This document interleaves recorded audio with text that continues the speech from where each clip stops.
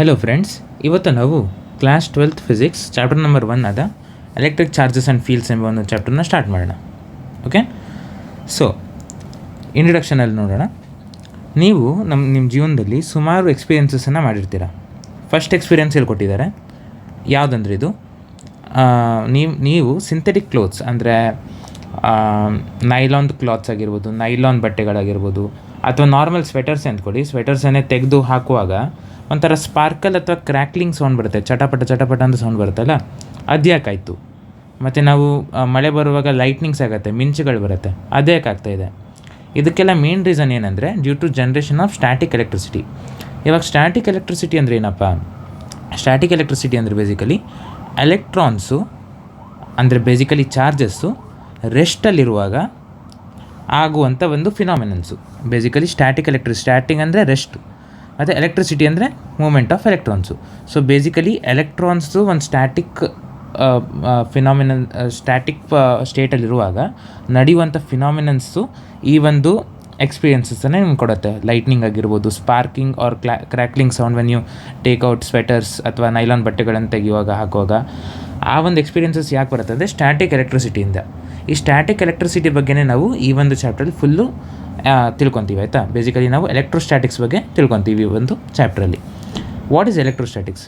Electrostatics deals with the study of forces, fields and potentials arising from static charges. Static charges ಅಂದರೆ ಏನಂತ ನಾನು ನಿಮ್ಗೆ ಹೇಳಿದೆ. Charges at rest, basically electrons ರೆಸ್ಟಲ್ಲಿರುವಾಗ ಆಗುವಂಥ ಎಲ್ಲ ಫಿನಾಮಿನನ್ಸು ಯಾವ್ಯಾವುದು, ಫೋರ್ಸಸ್ ಆಗಿರ್ಬೋದು, ಫೀಲ್ಡ್ಸ್ ಆಗಿರ್ಬೋದು, ಪೊಟೆನ್ಷಿಯಲ್ಸ್ ಆಗಿರ್ಬೋದು, ಇದೆಲ್ಲವನ್ನು ನಾವು ಎಲೆಕ್ಟ್ರೋಸ್ಟ್ಯಾಟಿಕ್ಸ್ ಒಳಗಡೆ ನಾವು ಓದ್ತೀವಿ. ಆ ಒಂದು ಎಲೆಕ್ಟ್ರೋಸ್ಟ್ಯಾಟಿಕ್ಸಿಂದನೇ ನಮಗೆ ಲೈಟ್ನಿಂಗ್ ಆಗಿರ್ಬೋದು, ಅಥವಾ ಆ ಒಂದು ಸ್ವೆಟರ್ದು ಒಂದು ಎಕ್ಸಾಂಪಲ್ ಕೊಟ್ಟಿದ್ದೆಲ್ಲ ಅದೆಲ್ಲ ನಮಗೆ ಎಕ್ಸ್ಪೀರಿಯನ್ಸಸ್ ಆಗುತ್ತೆ. ಈ ಒಂದು ಚಾಪ್ಟ್ರಲ್ಲಿ ನಾವು ಬೇಸಿಕಲಿ ಎಲೆಕ್ಟ್ರೋಸ್ಟ್ಯಾಟಿಕ್ಸ್ನ ಕಲಿಯೋಣ, ಆಯಿತಾ? ಸೊ ಫಸ್ಟು ಸ್ಟ್ಯಾಟಿಕ್ ಚಾರ್ಜಸ್ ಅಂತ ಅಂದ್ವಿ ನಾವು. ಏನಪ್ಪ ಎಲೆಕ್ಟ್ರಿಕ್ ಚಾರ್ಜ್ ಅಂದರೆ? ಚಾರ್ಜಸ್ ಅಂದರೆ ಏನಂತ ನೋಡುವ. ಫಸ್ಟ್ ನಾವು ಚಾರ್ಜಸ್ ಬಗ್ಗೆ ಫಸ್ಟ್ ಟೈಮ್ ನಾವು ಡಿಸ್ಕವರಿ ಆಗಿದೆ ಯಾವಾಗ ಅಂದರೆ 600 BCಯಲ್ಲಿ ಗ್ರೀಸಲ್ಲಿ, ಆಯಿತಾ? ಬೇಸಿಕಲಿ ಆ್ಯಂಬರ್ ಅನ್ನೋ ಒಂದು ಕಲ್ಲಿತ್ತು. ಬೇಸಿಕಲಿ ಒಂದು ಯೆಲ್ಲೋ ಕಲರ್ ಕಲ್ಲು ಬರುತ್ತೆ, ಆರೆಂಜ್ ಶೆಲ್ಲು. ಈ ಒಂದು ಕಲ್ಲನ್ನು ನಾವು ಆ್ಯಂಬರ್ ಅಂತ ಕರಿತೀವಿ. ಒಬ್ಬವನು ಏನು ಮಾಡ್ದೆ ಅಂದರೆ ಈ ಒಂದು ಕಲ್ಲನ್ನು ಆ್ಯಂಬರನ್ನು ವುಲನ್ ಕ್ಲಾತ್ ಜೊತೆ, ಬೇಸಿಕಲಿ ಇದನ್ನು ವುಲನ್ ಅಂತ ಅಂದ್ಕೊಳ್ಳಿ, ವೂಲ್, ಆಯಿತಾ? ಈ ವೂಲ್ ಜೊತೆ ಅವನು ರಬ್ ಮಾಡ್ತಾನೆ ಹಾಕ್ಕೊಂಡು, ಆಯಿತಾ? ನಿಮಗೆ ತೋರಿಸ್ಬಿಡ್ತೀನಿ. ಸೊ ಬೇಸಿಕಲಿ ಈ ಒಂದು ಆ್ಯಂಬರನ್ನು ಈ ಥರ ರಬ್ ಮಾಡ್ತಾನೆ ವುಲನ್ ಕ್ಲಾತ್ ಜೊತೆ, ಆಯಿತಾ? ರಬ್ ಮಾಡಿದಾಗ ಏನಾಗುತ್ತಂದರೆ ಅದು ಈ ಒಂದು ವುಲನ್ ಕ್ಲಾತ್ ಇದೆಲ್ಲ, ರಬ್ ಮಾಡಿದಾಗ ಆ್ಯಂಬರ್ ಇದೆಯಲ್ಲ, amber small light objects, for example small pieces of ಪೇಪರ್ದು ಸ್ಮಾಲ್ ಪೀಸಸ್ನ ಅಟ್ರ್ಯಾಕ್ಟ್ ಮಾಡೋಕ್ಕೆ ಸ್ಟಾರ್ಟ್ ಮಾಡ್ತು. ಬೇಸಿಕಲಿ ಈ ಒಂದು ಪೇಪರ್ ಹೋಗಿ ಆ್ಯಂಬರ್ ಮೇಲೆ ಅಂಟ್ಕೊಳ್ಳುತ್ತೆ, ಆಯಿತಾ? ನೀವು ಈ ಎಕ್ಸಾಂಪಲ್ನಾದರೂ ತಗೊಳ್ಳಿ, ಇಲ್ಲಾಂದರೆ ವುಲ್ಲನ್ನೇ ನಾವು ಸಿಲ್ಕ್ ಕ್ಲಾತಿಂದ ರಿಪ್ಲೇಸ್ ಮಾಡುವ. ಸಿಲ್ಕ್ ಕ್ಲಾತಿಂದ ರಿಪ್ಲೇಸ್ ಮಾಡಿದಾಗ ಇಲ್ಲಿ ಪೇಪರ್ ತುಂಡಿದ್ರೆ, ಸ್ಟಿಕ್ ಪೇಪರ್ ತುಂಡು, ಅದ್ರ ಹತ್ತಿರ ಇದನ್ನು ತೊಗೊಂಡು ಬಂದರೆ ಇದು ಥರ ಮ್ಯಾಗ್ನೆಟ್ ಥರ ಹೋಗಿ ಇದ್ರ ಮೇಲೆ ಅಟ್ರ್ಯಾಕ್ಟಾಗಿ ಅಂಟ್ಕೊಳ್ಳುತ್ತೆ. ಸೊ ಈ ಒಂದು ಫಿನಾಮಿನನ್ನು ಫಸ್ಟ್ ಟೈಮ್ ಗ್ರೀಸಲ್ಲಿ 600 BCಯಲ್ಲಿ ಅಬ್ಸರ್ವ್ ಮಾಡಿದ್ರು. ಇಲ್ಲಿಂದ ಅವ್ರಿಗೆ ಏನೋ ಒಂದು ಚಾರ್ಜಸ್ ಅನ್ನೋದ್ರ ಬಗ್ಗೆ ಇದೆ ಅಂತ ಅವರು ಡಿಸ್ಕವರಿ ಮಾಡಿದ್ರು. ಇವಾಗ ನಮ್ಗೆ ಇಲ್ಲಿ ಮೇನಾಗಿ 3 ಮೇನ್ ಎಕ್ಸಾಂಪಲ್ಸ್ನ ಕೊಟ್ಟಿದ್ದಾರೆ. ಯಾವುದಂದರೆ ಸಿಲ್ಕ್ ಥ್ರೆಡ್ಡು ಮತ್ತು ಗ್ಲಾಸ್ ರಾಡು, ಆಯಿತಾ? Silk thread, glass rod, silk thread, plastic rod ಎಕ್ಸಾಂಪಲ್ಸನ್ನು ಕೊಟ್ಟಿದ್ದಾರೆ. ಓಕೆ, ಸೊ ಇವಾಗ ಸಿಲ್ಕ್ ಥ್ರೆಡ್ಡನ್ನು, ಓಕೆ, ಸಿಲ್ಕ್ ಥ್ರೆಡ್ಡು ಇದು ಸಿಲ್ಕ್, ಆಯಿತಾ? ಈ ಸಿಲ್ಕನ್ನು ಗ್ಲಾಸ್ ರಾಡ್ ಜೊತೆ ರಬ್ ಮಾಡಿದ್ರು. ಓಕೆ, ಗ್ಲಾಸ್ ರಾಡ್ ಜೊತೆ ರಬ್ ಮಾಡಿದ್ರು, ಇಲ್ಲಿಟ್ಟರು. ಇವಾಗ ಸೇಮ್ ಅದೇ ಥರ ಗ್ಲಾಸ್ ರಾಡಿಂದ ರಬ್ ಮಾಡಿರೋಂಥ ಒಂದು ಸಿಲ್ಕ್ ರಾಡನ್ನು ತಂದು ಬೇಸಿಕಲಿ ಇವಾಗ ಒಂದು ಗ್ಲಾಸ್ ರಾಡ್ ಇದೆ ಅಂತ ಅಂದ್ಕೊಳ್ಳಿ. ಈ ಒಂದು 3 ಎಕ್ಸಾಂಪಲ್ಸ್ ಇಲ್ಲಿ ಗ್ಲಾಸ್ ರಾಡ್ ಇದೆ ಅಂತ ಅಂದ್ಕೊಳ್ಳಿ. Glass rod, okay, glass rod ಇದನ್ನು ಸಿಲ್ಕಿಂದ, ಇಲ್ಲೊಂದು ಸಿಲ್ಕ್ ಬಟ್ಟೆ ಇದೆ ಅಂದ್ಕೊಳ್ಳಿ, ಈ ಸಿಲ್ಕಿಂದ ಈ ಒಂದು ಗ್ಲಾಸ್ ರಾಡನ್ನು ರಬ್ ಮಾಡಿದ್ರು. ರಬ್ ಮಾಡಿ ಈ ಥರ ಒಂದು ಸಿಲ್ಕ್ ಥ್ರೆಡ್ಡಿಂದ ಹ್ಯಾಂಗ್ ಮಾಡಿ ಈ ಥರ ನಿಲ್ಲಿಸಿದ್ರು, ಆಯಿತಾ? ಗ್ಲಾಸ್ ರಾಡನ್ನು. ಇವಾಗ ಇನ್ನೊಂದು ಇದೇ ಥರ ಗ್ಲಾಸ್ ರಾಡನ್ನು ರಬ್ ಮಾಡಿ ಅದ್ರ ಹತ್ತಿರ ತಂದರು. ಆವಾಗ ಏನಾಯ್ತಂದರೆ ಗ್ಲಾಸ್ ರಾಡು ಈ ಒಂದು ಮತ್ತೊಂದು ಗ್ಲಾಸ್ ರಾಡಿಂದ ರಿಪೆಲ್ ಆಯಿತು, ಅಂದರೆ ಬೇಸಿಕಲಿ ದೂರ ಓಡೋಯ್ತು. ಇವಾಗ ನಾರ್ತ್ ಪೋಲ್ ಮ್ಯಾಗ್ನೆಟ್ ಹೀಗಿಟ್ಟರೆ ಇದು ರಿಪೆಲ್ ಆಗುತ್ತಲ್ಲ ಈ ಥರ, ಅದೇ ಥರ ಈ glass rod 2 glass rod ripple ಆಯಿತು. ಇವಾಗ ಇನ್ನೊಂದು ಎಕ್ಸಾಂಪಲ್ ತೊಗೊಳ್ಳೋಣ. ಇವಾಗ ಪ್ಲಾಸ್ಟಿಕ್ ರಾಡ್ ಇದೆ ಅಂದ್ಕೊಳ್ಳಿ. ಪ್ಲಾಸ್ಟಿಕ್ ರಾಡ್ ಅದನ್ನು ಸಹ ಸಿಲ್ಕ್ ಕ್ಲಾತಿಂದ ರಬ್ ಮಾಡಿ ಈ ಥರ ನಿಲ್ಲಿಸಿದ್ರು ಪ್ಲಾಸ್ಟಿಕ್ ರಾಡನ್ನು. ಇನ್ನೊಂದು ಪ್ಲಾಸ್ಟಿಕ್ ರಾಡನ್ನು ಸಿಲ್ಕಿಂದನೇ ರಬ್ ಮಾಡಿ ಪ್ಲಾಸ್ಟಿಕ್ ರಾಡನ್ನ ಈ ಥರ ಹತ್ತಿರ ತಂದರು.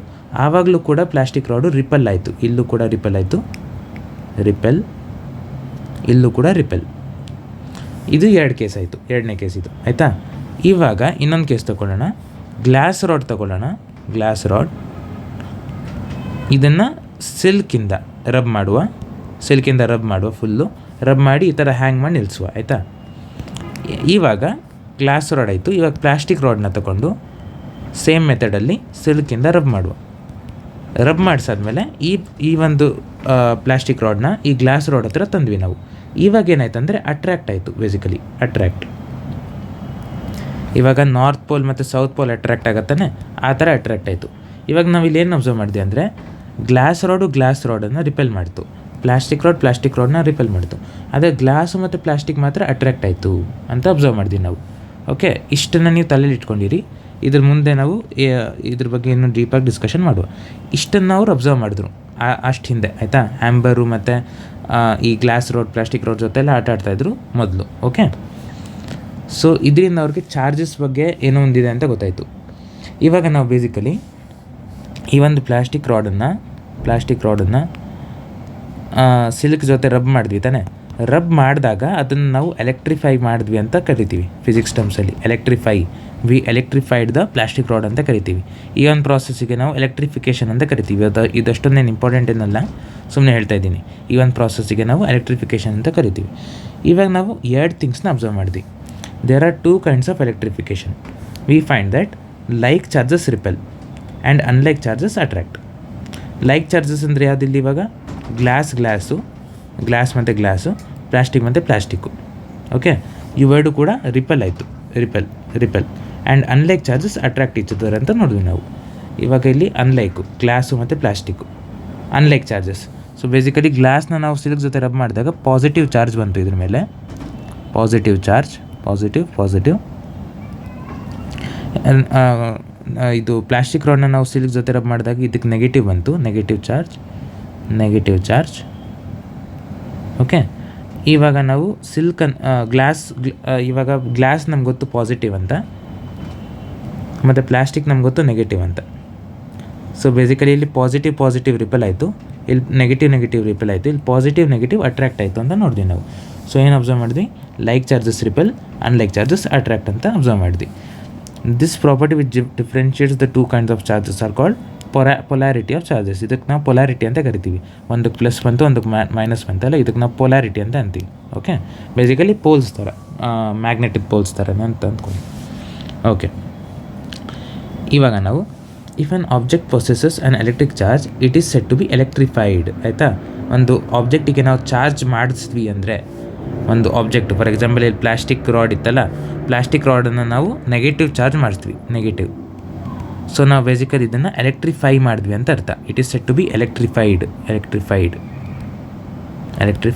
ಓಕೆ, ಮತ್ತು ಈ ಒಂದು ಪ್ರಾಸೆಸ್ನ ನಾವು ಎಲೆಕ್ಟ್ರಿಫಿಕೇಷನ್ ಅಂತ ಕರಿತೀವಿ. ಇವಾಗ ಅದರಲ್ಲಿ ಏನು ಚಾರ್ಜ್ ಇಲ್ಲ ಅಂದರೆ, ಒಂದು ನಾರ್ಮಲ್ ಪ್ಲಾಸ್ಟಿಕ್ ರಾಡ್ ಇದೆ ಅಂತ ಅಂದ್ಕೊಳ್ಳಿ, ಇಟ್ ಹ್ಯಾಸ್ ನೋ ಚಾರ್ಜ್. ಇದನ್ನು ನಾವು ನ್ಯೂಟ್ರಲ್ ಇನ್ ನೇಚರ್ ಅಂತ ಕರಿತೀವಿ, okay, it is said to be electrically neutral. ಇವಾಗ ನಾವು ಇಲ್ಲಿ ಈ ಒಂದು ಇಡೀ ಪೇಜಲ್ಲಿ ಏನೇನು ಕಲ್ತೀವಿ ಅಂತ ಸಮರೈಸ್ ಮಾಡಿ ಹೇಳ್ತೀನಿ ನೋಡಿ. ಇದೆಲ್ಲ ಅಲ್ಸೋಣ. ಇವಾಗ ಇಲ್ಲೇ ನೀಟಾಗಿ ಬರಿತೀನಿ.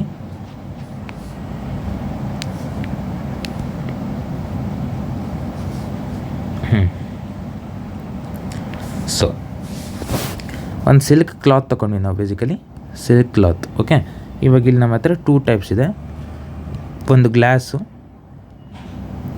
ಒಂದು ಪ್ಲಾಸ್ಟಿಕ್ಕು. ಓಕೆ, ಗ್ಲಾಸ್ ರಾಡಿಗೆ ಬೇಸಿಕಲಿ ಸಿಲ್ಕ್ ಜೊತೆ ರಬ್ ಮಾಡಿದಾಗ ಪಾಸಿಟಿವ್ ಚಾರ್ಜ್ ಬಂತು, ಇದನ್ನು ರಬ್ ಮಾಡಿದಾಗ ನೆಗೆಟಿವ್ ಚಾರ್ಜ್ ಬಂತು, ಇದಕ್ಕೆ ನೆಗೆಟಿವ್ ಚಾರ್ಜ್. ಓಕೆ, ಇವಾಗ ಪಾಸಿಟಿವ್ ಅಟ್ರ್ಯಾಕ್ಟ್ ಆಗುತ್ತೆ, ನೆಗೆಟಿವ್ ಅಟ್ರ್ಯಾಕ್ಟ್ ಆಗುತ್ತೆ, ಪಾಸಿಟಿವ್ ರಿಪೆಲ್ ಆಗುತ್ತೆ. ಓಕೆ, ನೆಗೆಟಿವ್ ಕೂಡ ರಿಪೆಲ್ ಆಗುತ್ತೆ ಅಂತ ನಮ್ಗೆ ಗೊತ್ತಾಯ್ತು. ಇವಾಗ ಇಷ್ಟು ಥಿಂಗ್ಸ್ ಗೊತ್ತಾಯಿತು. ಪ್ರಾಸೆಸ್ ಆಫ್ ಎಲೆಕ್ಟ್ರಿಫೈಯಿಂಗಿಗೆ ನಾವು ಎಲೆಕ್ಟ್ರಿಫಿಕೇಷನ್ ಅಂತ ಕರಿತೀವಿ, ಎಲೆಕ್ಟ್ರಿಫಿಕೇಷನ್. ಮತ್ತು ಚಾರ್ಜೇ ಇಲ್ಲ ಅಂದರೆ the body said to be neutral in nature. Okay ಚಲೋ. ಇವಾಗ ನಮ್ಮ ಹತ್ರ ಒಂದು ಸಿಂಪಲ್ ಅಪ್ಯಾರೇಟಸ್ ಇದೆ. ಈ ಅಪ್ಯಾರೇಟಸ್ಸಿಗೆ ನಾವು ಗೋಲ್ಡ್ ಲೀಫ್ ಎಲೆಕ್ಟ್ರೋಸ್ಕೋಪ್ ಅಂತ ಕರಿತೀವಿ. ಗೋಲ್ಡ್ ಲೀಫ್ ಎಲೆಕ್ಟ್ರೋಸ್ಕೋಪನ್ನು ನಾನಿಲ್ಲಿ ಒಂದು ಡಯಾಗ್ರಾಮನ್ನು ನಾನಿಲ್ಲಿ ಹಾಕಿದ್ದೀನಿ. ಇದನ್ನು ಅರ್ಥ ಮಾಡ್ಕೊಳ್ಳೋಣ ಇವಾಗ. ಬೇಸಿಕಲಿ ಇದು ಒಂದು ಸೆಟಪ್. ಓಕೆ, ತುಂಬ ಇಂಟ್ರೆಸ್ಟಿಂಗ್ ಇದೆ ಇದು, ಸರಿಯಾಗಿ ಕೇಳಿ. ಇವಾಗ ಒಂದು ಗ್ಲಾಸ್ ಜಾರ್ ಇದೆ. ಓಕೆ, ಇದು ಗ್ಲಾಸ್ ಜಾರು ಫುಲ್ಲಿ ಇನ್ಸುಲೇಟೆಡ್, ಹೊರಗಡೆ ನೇಚರಿಂದ ಏನು ಇದಕ್ಕೆ ಕನೆಕ್ಷನ್ ಇಲ್ಲ, ಸೀಲ್ಡ್ ಗ್ಲಾಸ್. ಓಕೆ, ಇವಾಗ ಇಲ್ಲೊಂದು ಕಂಡಕ್ಟಿವ್ ಡಿಸ್ಕ್ ಇಟ್ಟಿದ್ದೀವಿ, ಬ್ರಾಸ್ ಡಿಸ್ಕ್ ಇಟ್ಟಿದ್ದೀವಿ. ಬೇಸಿಕಲಿ ಇದು ಚಾರ್ಜಸನ್ನು ತನ್ನ ಒಳಗೆ ಫ್ಲೋ ಮಾಡೋಕ್ಕೆ ಬಿಡುತ್ತೆ. ಓಕೆ, ಇದೊಂದು ಬ್ರಾಸ್ ಡಿಸ್ಕು. ಓಕೆ, ಇವಾಗ ಈ ಒಂದು ಟ್ಯೂಬ್ ಒಳಗಡೆ 2 ಗೋಲ್ಡ್ ಲೀಫ್ಸ್ ಇದೆ. ಈ ಥರ ಗೋಲ್ಡ್ ಲೀಫ್ ಬೇಸಿಕಲಿ ಹೆಂಗಿದೆ ಅಂದರೆ, ಹಿಂಗೊಂದು ಕಡ್ಡಿದ್ರೆ ಇದೊಂದು ಲೀಫು ಮತ್ತು ಇದೊಂದು ಲೀಫು ಹೀಗಿದೆ. ಇವೆರಡು ಅಟ್ಯಾಚ್ಡ್ ಆಗಿಲ್ಲ. ಬೇಕಂದರೆ ಇದು ಈ ಥರನೂ ಬೀಳ್ಬೋದು, ಕೆಳಗಡೆ ಹಿಂಗೂ ಬೀಳ್ಬೋದು, ಮತ್ತು ಬೇಕಂದರೆ ಹೀಗೂ ಆಗ್ಬೋದು. ಹೇಗಾದರೂ ಫುಲ್ಲಿ ರೊಟೇಟ್ ಆಗ್ಬೋದು, ಹಿಂಜ್ ಥರ ಅಂತ ಅಂದ್ಕೊಳ್ಳಿ. ಓಕೆ, ಇವಾಗ ನಾನು ಇದರ ಹತ್ರ ಒಂದು ಪ್ಲಾಸ್ಟಿಕ್ ಗ್ಲಾಸ್ ರಾಡನ್ನೇ ತಂದೆ ಅಂತ ಅಂದ್ಕೊಳ್ಳಿ. Glass rod electrified glass rod. Okay, electrified ಅಂದರೆ ಬೇಸಿಕಲಿ ಇದರಲ್ಲಿ ಒಂದು ಚಾರ್ಜ್ ಇದೆ, ಪಾಸಿಟಿವ್ ಚಾರ್ಜ್ ಅಂತ ಅಂದ್ಕೊಳ್ಳೋಣ. ಫುಲ್ ಪಾಸಿಟಿವ್ ಚಾರ್ಜ್ ಇದೆ. ಇವಾಗ ಈ ಒಂದು ಗ್ಲಾಸ್ ರಾಡ್ನ ನಾನು ತಂದೆ. ಓಕೆ, ಹೀಗೆ ತರ್ತೀನಿ ನೋಡಿ. ಹೀಗೆ ಗ್ಲಾಸ್ ರಾಡ್ನ ತಂದೆ ಹೀಗೆ ಟಚ್ ಮಾಡಿಸ್ದೆ. ಓಕೆ, ಇವಾಗ ಈ ಗ್ಲಾಸ್ ರಾಡ್ನ ನಾನು ಟಚ್ ಮಾಡಿಸಿದಾಗ ಏನಾಯ್ತಂದರೆ, ಈ ಎಲ್ಲ ಚಾರ್ಜಸ್ ಇದೆ ಅಲ್ಲ, ಈ ಚಾರ್ಜಸ್ ಎಲ್ಲ ಇದ್ರ ಒಳಗಡೆ ಫ್ಲೋ ಆಯಿತು. ಹಿಂಗೆ ಫ್ಲೋ ಆಗಿ ಇಲ್ಲಿ ಬಂದು ಈ ಒಂದು ಗೋಲ್ಡ್ ಲೀಫ್ ಮೇಲೆ ಅಕ್ಯುಮುಲೇಟ್ ಆಯಿತು. ಸೊ ಬೇಸಿಕಲಿ ಆ ಗೋಲ್ಡ್ ಲೀಫ್ ಒಳಗಡೆ ಝೂಮ್ ಮಾಡಿದ್ರೆ ಹೀಗಿದೆ ಅಲ್ಲ ಗೋಲ್ಡ್ ಲೀಫು, ಹೀಗಿದೆ ಗೋಲ್ಡ್ ಲೀಫು. ಇವಾಗ ಈ ಒಂದು ಗೋಲ್ಡ್ ಲೀಫ್ ಒಳಗಡೆ ಫುಲ್ ಅಕ್ಯುಮುಲೇಟ್ ಆಯಿತು, ಈ ಥರ ಹೀಗೆ ಅಕ್ಯುಮುಲೇಟ್ ಆಯಿತು. ಇವಾಗ ನಾವು ಈ ಒಂದು ಗೋಲ್ಡ್ ಲೀವ್ಸನ್ನು 2 ಲೀವ್ಸನ್ನು ಇಂಡಿಪೆಂಡೆಂಟಾಗಿ ಅಂದ್ಕೊಳ್ಳೋಣ, ಆಯಿತಾ. ಇವಾಗ ಇದೊಂದು ಲೀಫ್ ಇದೆ, ಇದೊಂದು ಲೀಫ್ ಇದೆ. ಇವಾಗ ಇದಕ್ಕೂ ಪಾಸಿಟಿವ್ ಚಾರ್ಜ್ ಇದೆ, ಇದಕ್ಕೂ ಪಾಸಿಟಿವ್ ಚಾರ್ಜ್ ಇದೆ. ಸೊ ನಮ್ಗೆ ಗೊತ್ತು ಪಾಸಿಟಿವ್ ವಿಲ್ ರಿಪೆಲ್ ಅಂತ ಗೊತ್ತು. ಸೊ ಇವೆರಡು ಕೂಡ ಈ ಥರ ದೂರ ಹೋಗೋಕ್ಕೆ ಟ್ರೈ ಮಾಡುತ್ತೆ. ಸೊ ಬೇಸಿಕಲಿ ಈ ಥರ ಲೀಫ್ ಇದ್ದರೆ, ಬೇರೆ ಕಲರ್ ಯೂಸ್ ಮಾಡ್ತೀನಿ, ಈ ಥರ ಲೀಫ್ ಇದ್ದರೆ ಅದು ದೂರ ಹೋಗೋಕ್ಕೆ ಟ್ರೈ ಮಾಡುತ್ತೆ, ಈ ಥರ ದೂರ. ಸೊ ಬೇಸಿಕಲಿ ಹೀಗಾಗತ್ತೆ, ಹೀಗೆ ಅರ್ಥ ಆಗ್ತಾಯಿದೆಯಾ? ಇದು ಈ ಥರ ದೂರ ಹೋಗೋಕ್ಕೆ ಟ್ರೈ ಮಾಡುತ್ತೆ, ಆವಾಗ ಅದು ಈ ಥರ ಆಗುತ್ತೆ. ಓಕೆ, ಹೀಗಿದ್ದಿದ್ದು ಈ ಥರ ಆಗುತ್ತೆ, ಡಿಸ್ಟೆನ್ಸ್ ಜಾಸ್ತಿ ಆಗುತ್ತೆ. ಸೊ ಬೇಸಿಕಲಿ ನಮಗೆ ಇದರಿಂದ ಏನು ಅರ್ಥ ಆಯ್ತು ಅಂದರೆ, ಇವಾಗ ನಾನು ಬೇರೆ ಎಕ್ಸಾಂಪಲು ತೊಗೊಳ್ಬೋದು. ಇವಾಗ ಈ ಗ್ಲಾಸ್ ಬದಲು ನಾನು ಏನದು ಪ್ಲಾಸ್ಟಿಕ್ ರಾಡ್ನೇ ತೊಗೊಳ್ಬೋದು. ಇಲ್ಲಿ ಪ್ಲಾಸ್ಟಿಕ್ ರಾಡ್ ಆವಾಗ ನೆಗೆಟಿವ್ ಚಾರ್ಜಸ್ ಇರುತ್ತೆ ಇದ್ರ ಒಳಗಡೆ. ಓಕೆ, ಆವಾಗ ಇದ್ರ ಒಳಗಡೆ ಹೋಗಿ ಇಲ್ಲಿ ಫುಲ್ ನೆಗೆಟಿವ್ ಚಾರ್ಜಸ್ ಬರುತ್ತೆ, ಹೌದಾ. ಹೀಗೆ ಲೀಫ್ ಇದ್ದರೆ ಇಲ್ಲಿ ಫುಲ್ ನೆಗೆಟಿವ್ ಚಾರ್ಜಸ್ ಬರುತ್ತೆ.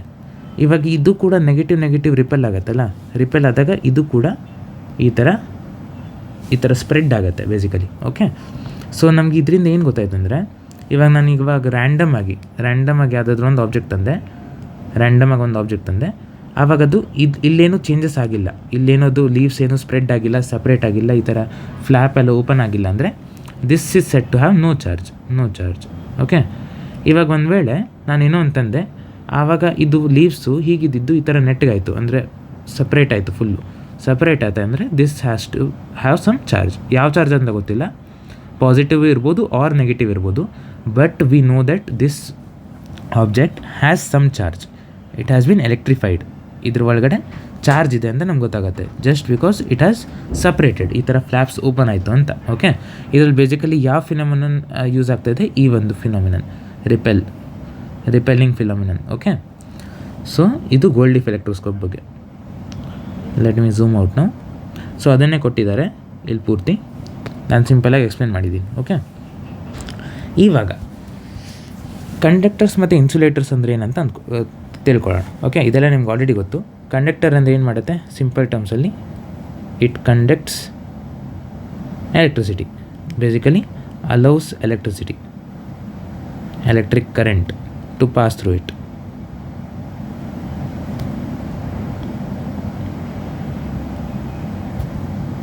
ಹೌದಾ, ಕಂಡಕ್ಟರ್ಸ್ ಅಂದ್ರೇನು, allows electric current to pass through it. Inductors ಅಂದ್ರೇನು, it does not allow current to pass through it. ಅದು ನಿಮಗೆ ಸಿಂಪಲ್ಲಾಗಿ ಒಂದು ಡೆಫಿನೇಷನ್ ಗೊತ್ತು. ಇವಾಗ ಇದಕ್ಕೆ ರೀಸನ್ ಏನು ಅಂತ ನೋಡುವ, ಆಯಿತಾ. ರೀಸನ್ ಏನಂದರೆ, ಕಂಡಕ್ಟರು ಫಾರ್ ಎಕ್ಸಾಂಪಲ್ ಒಂದು ಕಂಡಕ್ಟರ್ ತೊಗೊಳ್ಳೋಣ, ಕಾಪರನ್ನು ತೊಗೊಳ್ಳೋಣ, ಆಯಿತಾ. ನಮ್ಮ ವಯರ್ಸಲ್ಲೆಲ್ಲ ಅದನ್ನು ಯೂಸ್ ಮಾಡ್ತೀವಿ. ಕಾಪರನ್ನು ತೊಗೊಳ್ಳೋಣ, ಇದು ಕಾಪರ್ ವೈರ್ ಅಂತ ಅಂದ್ಕೊಳ್ಳಿ. ಕಾಪರ್ ವೈರಲ್ಲಿ ಏನಂದರೆ, ಅದ್ರದ್ದು ಫೀಚರ್ ಏನಂದರೆ ಬೇಸಿಕಲಿ ಈ ಥರ ಸುಮಾರು ಎಲೆಕ್ಟ್ರಾನ್ಸು ಫ್ರೀ ಎಲೆಕ್ಟ್ರಾನ್ಸ್ ಇರುತ್ತೆ ಕಾಪರಲ್ಲಿ. ಫ್ರೀ ಎಲೆಕ್ಟ್ರಾನ್ಸ್ ಅಂದರೆ ಈ ಒಂದು ಎಲೆಕ್ಟ್ರಾನ್ಸ್ನ ಏನು ಹಿಡ್ದಿಲ್ಲ, ಅದು ಎಲ್ಲಾದರೂ ಮೂವ್ ಆಗುತ್ತೆ. ನೀವು ಮೂವ್ ಮಾಡಿಸ್ಬೋದು ಇದನ್ನು, ಈ ಎಲೆಕ್ಟ್ರಾನ್ಸ್ನ ಎಲ್ಲಾದರೂ ಮೂವ್ ಮಾಡಿಸ್ಬೋದು. ಇವಾಗ ನೀನಿಲ್ಲಿ ಪುಷ್ ಮಾಡಿದ್ರೆ ಎಲೆಕ್ಟ್ರಾನ್ಸ್ನ, ಬೇಸಿಕಲಿ ಕರೆಂಟನ್ನು ಪಾಸ್ ಮಾಡಿಸಿದ್ರೆ ಈ ಎಲೆಕ್ಟ್ರಾನ್ಸು ಕೂಡ ಮೂವ್ ಆಗುತ್ತೆ. ಬೇಸಿಕಲಿ ಈ ಎಲೆಕ್ಟ್ರಾನ್ಸ್ ಮೂವ್ ಆಗುತ್ತೆ. ನೀವು ಎಕ್ಸ್ಟರ್ನಲ್ ಫೋರ್ಸನ್ನು ಕೊಟ್ಟಾಗ ಈ ಒಂದು ಎಲೆಕ್ಟ್ರಾನ್ಸ್ ಮೂವ್ ಆಗುತ್ತೆ. Because these electrons R free electrons. ಈ ಒಂದು ಫ್ರೀ ಎಲೆಕ್ಟ್ರಾನ್ಸಿಂದ ಈ ಒಂದು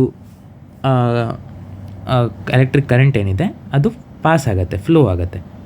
that is Y these are called conductors. Conductors are those materials which has free electrons basically.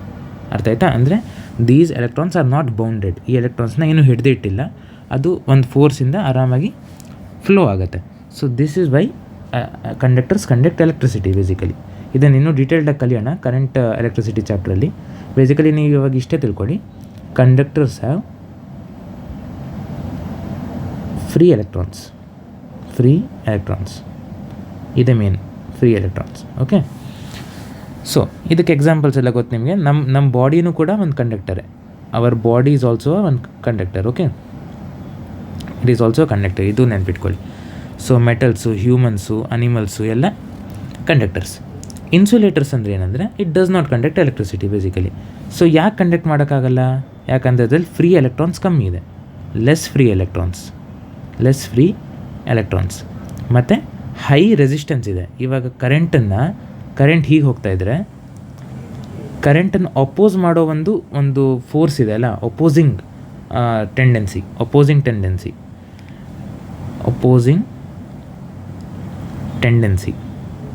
Oppose ಮಾಡುವಂಥ ಒಂದು ನೇಚರು ಅದು ಜಾಸ್ತಿ ಇದೆ. ಕರೆಂಟ್ ಹೀಗೆ ಹೋಗ್ತೀನಂದರೆ ಇನ್ಸುಲೇಟರ್ಸ್ ಏನಂತಂದರೆ ಹೋಗಕ್ಕೆ ಬಿಡಲ್ಲ ಅಂತ ಅನ್ನತ್ತೆ.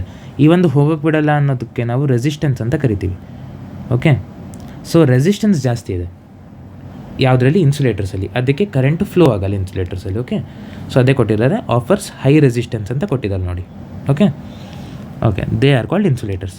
ಇವಾಗ ಇಲ್ಲಿ ಕೆಳಗಡೆ ಇನ್ನೊಂದು ಥಿಂಗ್ ಕೊಟ್ಟಿದ್ದಾರೆ, there is third category called semi conductors ಅಂತ ಕೊಟ್ಟಿದ್ದಾರೆ. ಸೊ ಸೆಮಿ ಕಂಡಕ್ಟರ್ಸ್ ಅನ್ನೋ ಒಂದು ಕ್ಯಾಟಗರಿನೂ ಇದೆ. ಯಾವ್ಯಾವುದಿದೆ? ಕಂಡಕ್ಟರ್ ಇದೆ, ಇನ್ಸುಲೇಟರ್ ಇದೆ, ಸೆಮಿ ಕಂಡಕ್ಟರ್ ಅನ್ನೋದು ಇದೆ. ಸೆಮಿ ಕಂಡಕ್ಟರ್ ಅಂದರೆ ಏನಂದರೆ ಅದು ಸಿಚುವೇಶನಿಗೆ ತಕ್ಕಂತೆ ಕಂಡಕ್ಟರ್ ಆಗೂ ಕೆಲಸ ಮಾಡುತ್ತೆ, ಇನ್ಸುಲೇಟರ್ ಆಗಲೂ ಕೂಡ ಕೆಲಸ ಮಾಡುತ್ತೆ. ಓಕೆ, ಅಷ್ಟೇ ತಿಳ್ಕೊಳ್ಳಿ ನೀವು ಸದ್ಯಕ್ಕೆ. ಓಕೆ, ಮತ್ತೇನು ಬೇಡ. ಸೆಮಿ ಕಂಡಕ್ಟರ್ ಸ್ವಲ್ಪ ಕಾಂಪ್ಲೆಕ್ಸು, ಮುಂದೆ ಹೇಳ್ಕೊಡೋಣ ಬೇಕಂದ್ರೆ. ಓಕೆ, ಸೊ ಇವಾಗ ಇಲ್ಲೊಂದು ಇಂಪಾರ್ಟೆಂಟ್ ಥಿಂಗ್ ಇದೆ, ನಾನಿಲ್ಲಿ ಶಾಕಿಂಗ್ ಸಿಂಬಲ್ಲು ಕೂಡ ಹಾಕಿದ್ದೀನಿ. ಇದೇನಪ್ಪ? When some charge is transferred to a conductor it readily gets distributed over the entire surface. ಏನಪ್ಪ ಇದ್ರ ಮೀನಿಂಗು? ಇವಾಗ ನಾನು ನಿಮಗೆ ಒಂದು ಸ್ಪೆರಿಕಲ್ ಬಾಲ್ ಕೊಟ್ಟೆ ಅಂದ್ಕೊಳ್ಳಿ. ಓಕೆ, ಈಗ ಒಂದು ಸ್ಪೆರಿಕಲ್ ಬಾಲ್ ಕೊಟ್ಟೆ. ದಿಸ್ ಇಸ್ ಅ ಮೆಟಲ್ ಅಂತ ಅಂದ್ಕೊಳ್ಳಿ, ಮೆಟಲ್ ಸ್ಫಿಯರ್. ಓಕೆ, ಇವಾಗ ನಾನು ಬಂದುಬಿಟ್ಟು ಇಲ್ಲಿ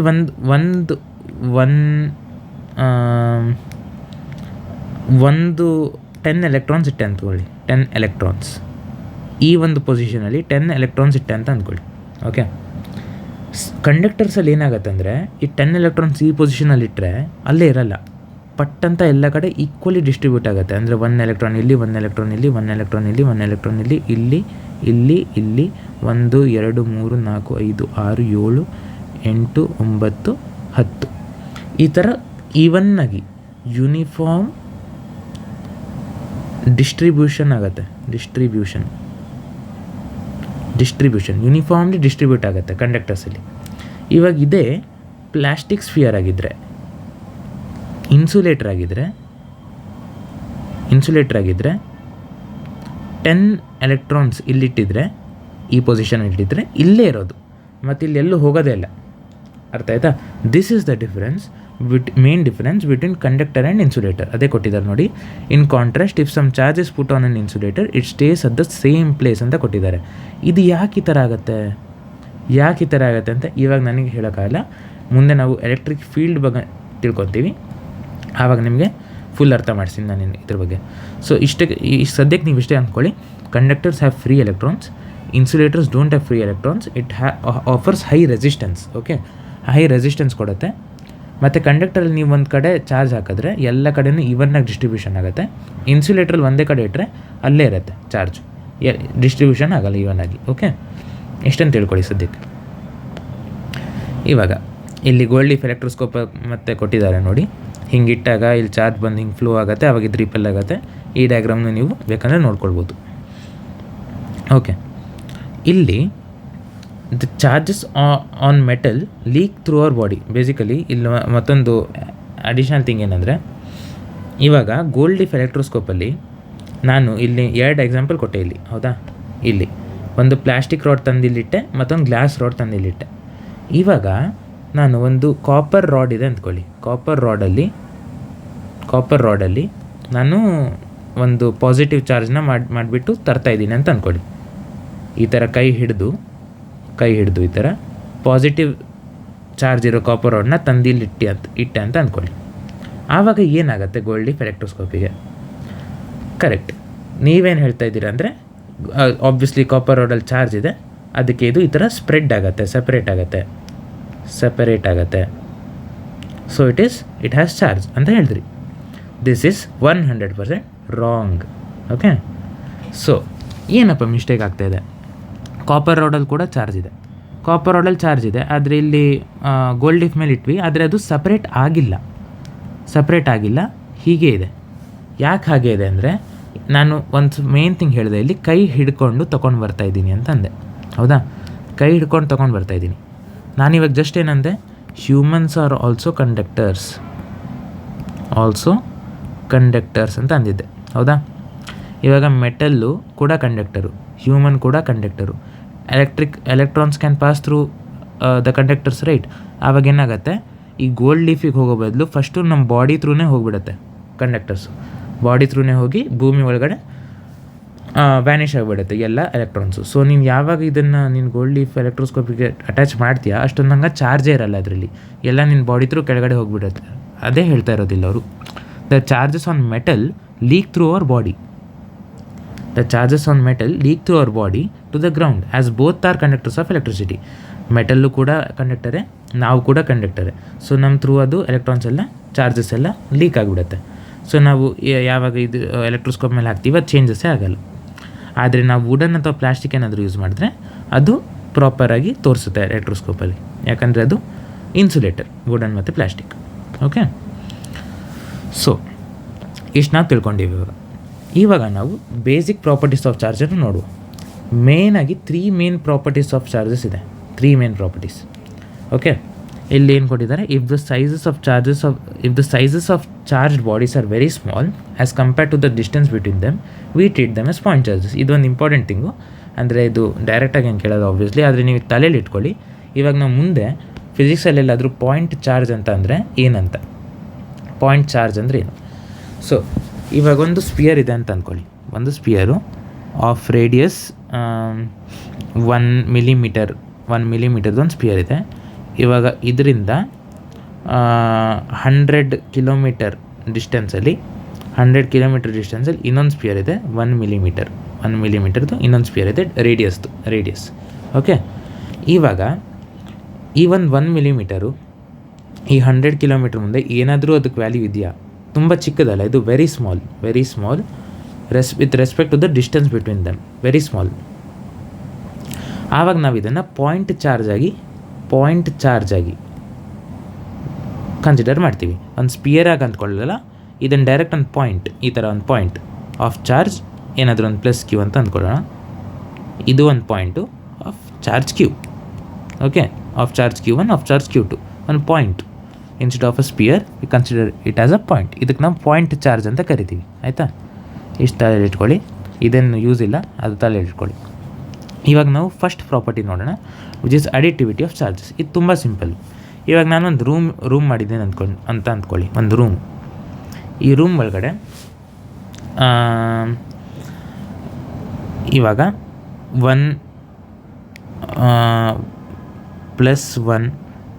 ಕೂಲಮ್ ಚಾರ್ಜ್, ಇಲ್ಲಿ 1 ಕೂಲಮ್ ಚಾರ್ಜ್ ಇದೆ, ಇಲ್ಲಿ -2 ಕೂಲಮ್ ಚಾರ್ಜ್ ಇದೆ, ಇಲ್ಲಿ +3 ಕೂಲಮ್ ಚಾರ್ಜ್ ಇದೆ, ಇಲ್ಲಿ +4 ಕೂಲಮ್ ಚಾರ್ಜ್ ಇದೆ, ಇಲ್ಲಿ -7 ಕೂಲಮ್ ಚಾರ್ಜ್ ಇದೆ ಅಂತ ಅಂದ್ಕೊಳ್ಳಿ, ಇಲ್ಲಿ +5 ಕೂಲಮ್ ಚಾರ್ಜ್ ಇದೆ ಅಂತ ಅಂದ್ಕೊಳ್ಳಿ. ಓಕೆ, ಇವಾಗ ನೀವು ಈ ಒಂದು ರೂಮಲ್ಲಿ ಹೌ ಮಚ್ ಚಾರ್ಜ್ ಅಂತ ಹೇಳಬೇಕು. ಎಷ್ಟು ಟೋಟಲ್ ಚಾರ್ಜ್ ಇದೆ, net charge, total charge, net charge ಎಷ್ಟಿದೆ ಅಂತ ಹೇಳಬೇಕು. ಹೇಗೆ ಹೇಳ್ತೀರಾ ನೀವು? Obviously +1 coulomb, -7 coulomb, +5 coulomb, -2 coulomb, +3 coulomb, +4 coulomb. So ಇದನ್ನು ಮಾಡಿದ್ರೆ ಏನಾಗುತ್ತೆ, ಇದು ಹೋಯಿತು. ಸೊ ಎಷ್ಟು? 8 ಕೂಲಮ್ ಚಾರ್ಜ್. ಸೊ ನೆಟ್ ಎಷ್ಟು ಚಾರ್ಜ್ ಇದೆ? 8 ಕೂಲಮ್ ಚಾರ್ಜ್ ಇದೆ ಅಂತ ಹೇಳ್ತೀರಾ ನೀವು, ಹೌದಾ?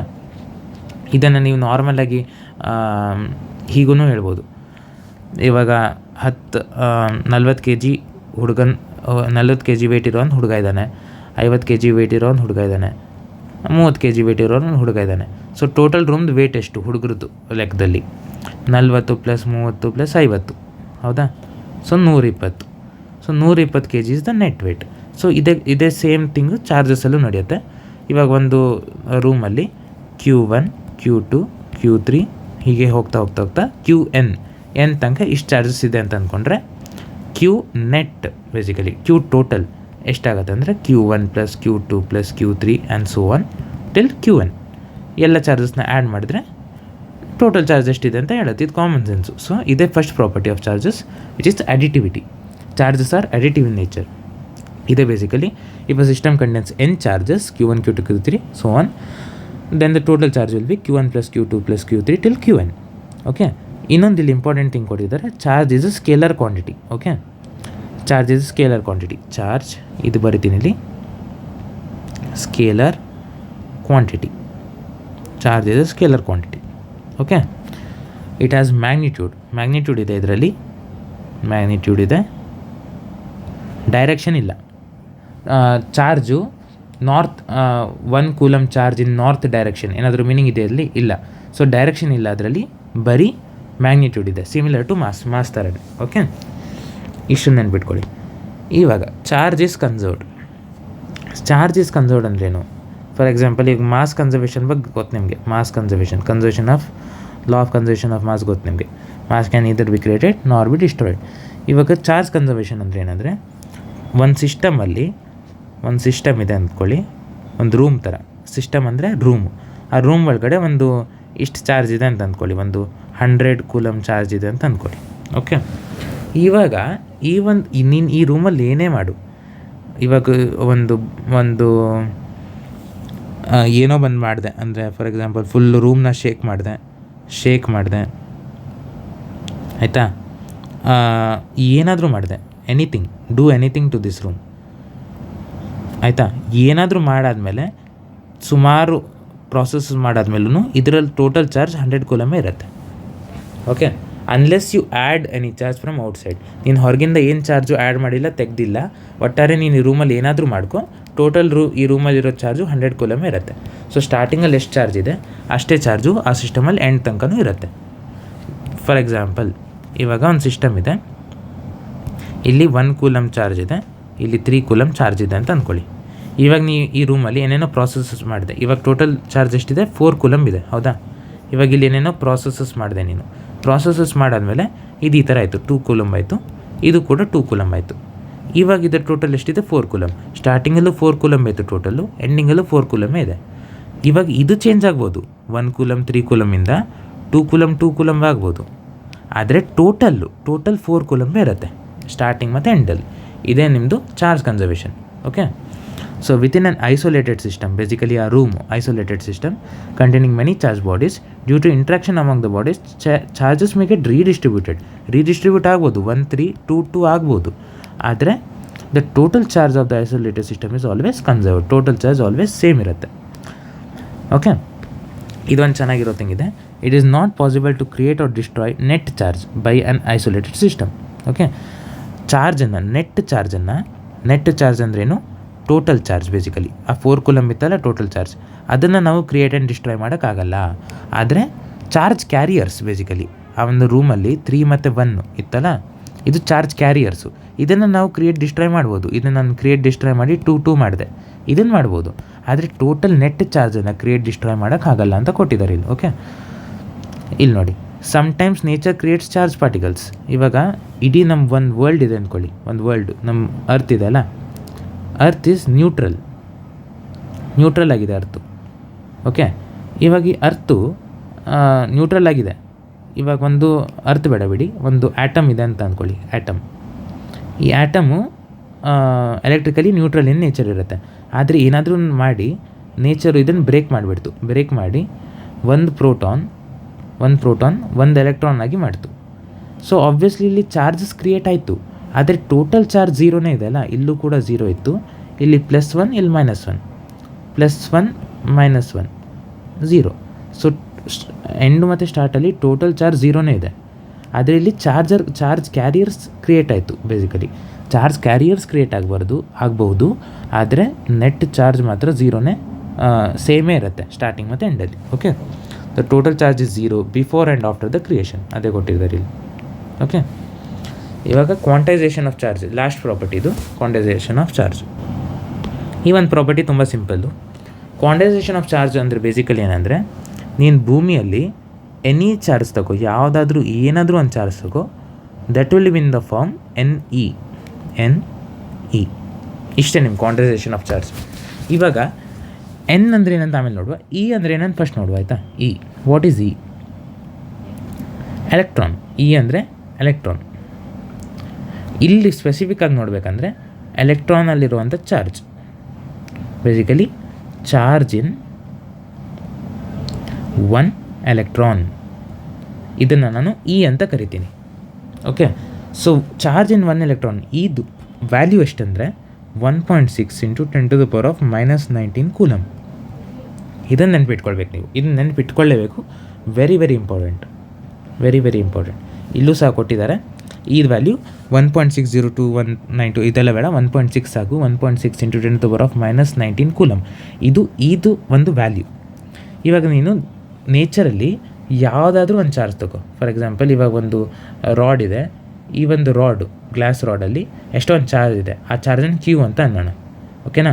ಆ ಚಾರ್ಜ್ ವ್ಯಾಲ್ಯೂ ಎಷ್ಟಿರುತ್ತೆ ಅಂದರೆ N ಟೈಮ್ಸ್ ಈ ವ್ಯಾಲ್ಯೂನು 1.6 × 10⁻⁻19 ಕೂಲಮ್, ಇದೇ ಅದರ ಚಾರ್ಜ್ ಇರುತ್ತೆ. ಇವಾಗ N ಅಂದರೆ ಏನಪ್ಪ? N is integral value. Basically integral value ಅಂದ್ರೇನು? ಇಂಟೀಜರ್ಸ್. ಬೇಸಿಕಲಿ -∞ಇಂದ -2, -1, 0, 1, 2 ಇಂದ ಇನ್ಫಿನಿಟಿ ತನಕ, basically all integers. It can be any integers, positive ಆಗಿರ್ಬೋದು, ನೆಗೆಟಿವ್ ನಂಬರ್ಸು ಆಗಿರ್ಬೋದು, 0ನೂ ಆಗಿರ್ಬೋದು. But it can't be fractions. 1.5 ಆಗೋಕ್ಕಾಗಲ್ಲ, 2.5 ಆಗೋಕ್ಕಾಗಲ್ಲ. Okay, always it should be whole numbers. 1, 2, -1 ಆಗುತ್ತೆ, -7 ಆಗುತ್ತೆ, ಏನಾದರೂ ಆಗುತ್ತೆ. ಓಕೆ, ಸೊ ಇಂಟೀಜರ್ ವ್ಯಾಲ್ಯೂಸ್ ಇರ್ಬೋದು, ಎಂತಾದರೂ ಇರ್ಬೋದು, ಆದರೆ it can't be fractions, it can B decimals. Okay, ಇದು ನಿಮ್ಮ ಕ್ವಾಂಟೈಸೇಷನ್ ಆಫ್ ಚಾರ್ಜು. ಇದನ್ನು ಯಾರು ಪ್ರೂವ್ ಮಾಡಿದ್ದಂದರೆ ಮಿಲಿಕನ್ ಅನ್ನೋನು ಪ್ರೂವ್ ಮಾಡಿದ 1912. ಮಿಲಿಕನ್ಸ್ ಆಯಿಲ್ ಡ್ರಾಪ್ ಎಕ್ಸ್ಪೆರಿಮೆಂಟ್ ಅಂತ ಕರಿತೀವಿ ನಾವು, ಆಯಿಲ್ ಡ್ರಾಪ್. ಇದು ಮುಂದೆ ನೋಡುವ, ಇದು ನಿಮ್ಮ ಸಿಲೆಬಸಲ್ಲಿಲ್ಲ, ಪರವಾಗಿಲ್ಲ, ಇದು ಬಿಡುವ. ಬೇಕಾದರೆ ನಾನು ಇದಕ್ಕೆ ಸಪ್ರೇಟ್ ವೀಡಿಯೋ ಮಾಡ್ಬೋದು. ಮಿಲಿಕನ್ಸ್ ಆಯಿಲ್ ಡ್ರಾಪ್ ತುಂಬ ಚೆನ್ನಾಗಿದೆ ಇದು. ಇದನ್ನು ಮಾಡುವ, ಆಮೇಲೆ ಮಾಡುವ. ಯಾವಾಗಾದರೂ ನೀವು ಬೇಕಂದರೆ ಹೇಳಿ, ನಾನು ಮಿಲಿಕನ್ಸ್ ಆಯಿಲ್ ಡ್ರಾಪ್ ಬಗ್ಗೆ ಸಪ್ರೇಟ್ ವೀಡಿಯೋ ಮಾಡಿದೆ, ತುಂಬ ಚೆನ್ನಾಗಿದೆ. ಓಕೆ, ಸೊ ನಿಮಗೆ ಇವಾಗ ಏನು ಗೊತ್ತಾಯ್ತಂದರೆ, any charge in nature is in the form of NE, basically N times E. ಈ ವ್ಯಾಲ್ಯೂನು 1.6 × 10⁻⁻19. ಇವಾಗ ನಾನು ಹೇಳಿದೆ, ನನ್ನ ಹತ್ರ ಒಂದು ಚಾರ್ಜ್ ಇದೆ, ಆ ಚಾರ್ಜ್ ವ್ಯಾಲ್ಯೂ 1.5 E. ಈ ಚಾರ್ಜು ನಾನು ಸುಳ್ಳು ಹೇಳ್ತಾ ಇದ್ದೀನಿ, ನಿಜ ಹೇಳ್ತಾ ಇದ್ದೀನಿ? ಆಬ್ವಿಯಸ್ಲಿ ಸುಳ್ಳು ಹೇಳ್ತಾ ಇದ್ದೀನಿ, ಯಾಕಂದರೆ 1.5 ಪಾಯಿಂಟಲ್ಲಿ ಆನ್ಸರ್ ಇರೋಕ್ಕಾಗಲ್ಲ. ಇವಾಗ ನಾನು ಹೇಳ್ತೀನಿ 2E, 2 times of electron charge. ಎಲೆಕ್ಟ್ರಾನ್ದು 2 ಪಟ್ಟು ಚಾರ್ಜ್ ಇದೆ ನನ್ನ ಹತ್ರ. Yes, it can be possible. 0.5E ಅಥವಾ 0.7E, ಇದು ಆಗೋಕ್ಕೆ ಚಾನ್ಸೇ ಇಲ್ಲ.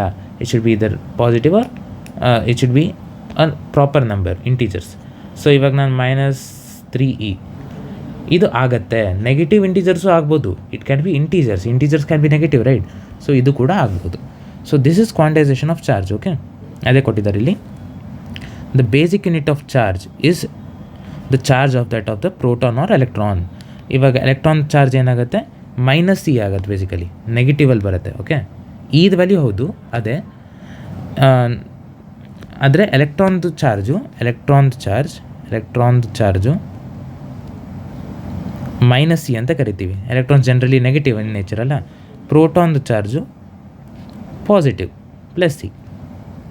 ಓಕೆ, ಸೊ ಇದೇನಾಗುತ್ತೆ? -1.6 × 10⁻⁻19 ಕೂಲಮ್. ಇದು 1.6 × 10⁻⁻19 ಕೂಲಮ್. ಓಕೆ, ಇದನ್ನು ನಾವು ಕರಿತೀವಿ. ಸೊ ದಿಸ್ ಈಸ್ ಬೇಸಿಕ್ಕು, ಇದಕ್ಕಿಂತ ಕೆಳಗೆ ಹೋಗಿ ಚಾನ್ಸೇ ಇಲ್ಲ. ಸೊ ಅದರದ್ದೇ ಇಂಟಿಗ್ರಲ್ ಮಲ್ಟಿಪಲ್ಸ್ ಆಗಿರುತ್ತೆ ಅಂತ ಹೇಳಿದ್ದಾರೆ. ಸೊ ಇದೇನೆಂದು main quantization of charge. Okay, ಇವಾಗ ಇಲ್ಲಿ ಕೆಲವೊಂದು ಥಿಂಗ್ಸ್ ಕೊಟ್ಟಿದ್ದಾರೆ. ಇವಾಗ ಒಂದು ಇಂಟ್ರೆಸ್ಟಿಂಗ್ ಕ್ವಶನ್ ಕೇಳ್ತೀನಿ ನಿಮಗೆ. ಇಲ್ಲಿ ನೋಡಿ, one ಎಲೆಕ್ಟ್ರಾನಲ್ಲಿ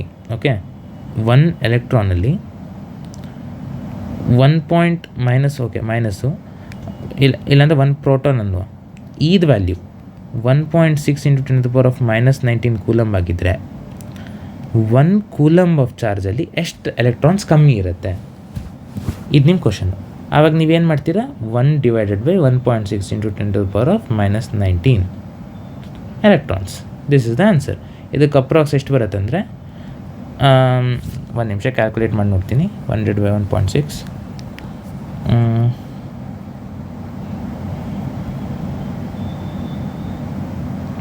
calculator. 1 / 1.6 1 / 1.6. So basically 0.625 × 10⁻19. So 19 ಆದರೆ 1 coulomb is equals to 6.25 × 10⁻18 electrons. 1 ಕೂಲಮಲ್ಲಿ 6.25 × 10⁻18 ಎಲೆಕ್ಟ್ರಾನ್ಸ್ ಇದೆ ಅಂತ ಗೊತ್ತಾಯ್ತು ನಮಗೆ ಇವಾಗ. ಓಕೆ, ಇಲ್ಲಿ ಪ್ರಾಬಬ್ಲಿ ಕೊಟ್ಟಿದ್ದಾರೆ ನೋಡಿ. ಇಲ್ಲಿ 6 ಅಂತ ಬರೆದಿದೆ. ಇನ್ನು ಪ್ರಿಸೈಸ್ ಬೇಕಂದರೆ 6.25 × 10⁻18 ಎಲೆಕ್ಟ್ರಾನ್ಸ್ ಇದೆ 1 ಕೂಲಮಲ್ಲಿ. 1 ಕೂಲಮಲ್ಲಿ ಅಷ್ಟು ಕಮ್ಮಿ ಇದೆ ಬೇಸಿಕಲಿ, ಆಯಿತಾ? -1 ಕೂಲಮಲ್ಲಿ ಅಷ್ಟು ಎಲೆಕ್ಟ್ರಾನ್ಸ್ ಎಕ್ಸ್ಟ್ರಾ ಇದೆ. 1 ಕೂಲಮಲ್ಲಿ ಅಷ್ಟು ಎಲೆಕ್ಟ್ರಾನ್ಸ್ ಕಮ್ಮಿ ಇದೆ, 6.25 × 10⁻18 ಎಲೆಕ್ಟ್ರಾನ್ಸ್. ಇಷ್ಟೇ ನಿಮ್ಮ ಈ ಒಂದು ಸೆಕ್ಷನಲ್ಲಿ ಬೇಸಿಕಲಿ 3 ಬೇಸಿಕ್ ಪ್ರಾಪರ್ಟೀಸ್ ನೋಡ್ತೀವಿ ನಾವು. ಅಡಿಟಿವಿಟಿ ಅಂದರೆ ಸಿಂಪಲ್ಲು, ಎಲ್ಲವನ್ನು ಆ್ಯಡ್ ಮಾಡ್ತಾ ಹೋಗ್ಬೋದು. ಚಾರ್ಜ್ ಇಸ್ ಕನ್ಸರ್ವ್ಡ್ ಅಂದರೆ ಸ್ಟಾರ್ಟಿಂಗಲ್ಲಿ ಎಂಡಿಂಗಲ್ಲಿ ಟೋಟಲ್ ಚಾರ್ಜ್ ಸೇಮ್ ಇರುತ್ತೆ. ಕ್ವಾಂಟೈಸೇಷನ್ ಅಂದರೆ Q = NE ಅಷ್ಟೇ. ಬೇಕಂದರೆ ಹೇಳಿ, ಮಿಲಿಕಾನ್ ಸಾಲಿಡ್ ಡ್ರಾಪ್ ಬಗ್ಗೆ ನಾನು ಸಪ್ರೇಟ್ ವೀಡಿಯೋ ಮಾಡ್ತೀನಿ, ತುಂಬ ಇಂಟ್ರೆಸ್ಟಿಂಗ್ ಆಗಿದೆ. ಈ ಒಂದು ವೀಡಿಯೋಗೆ ಇಷ್ಟೇ. ನೆಕ್ಸ್ಟ್ ವೀಡಿಯೋದಿಂದ ನಾವು ಕೂಲಮ್ಸ್ ಲಾ ಅದನ್ನೆಲ್ಲ ಓದುವ.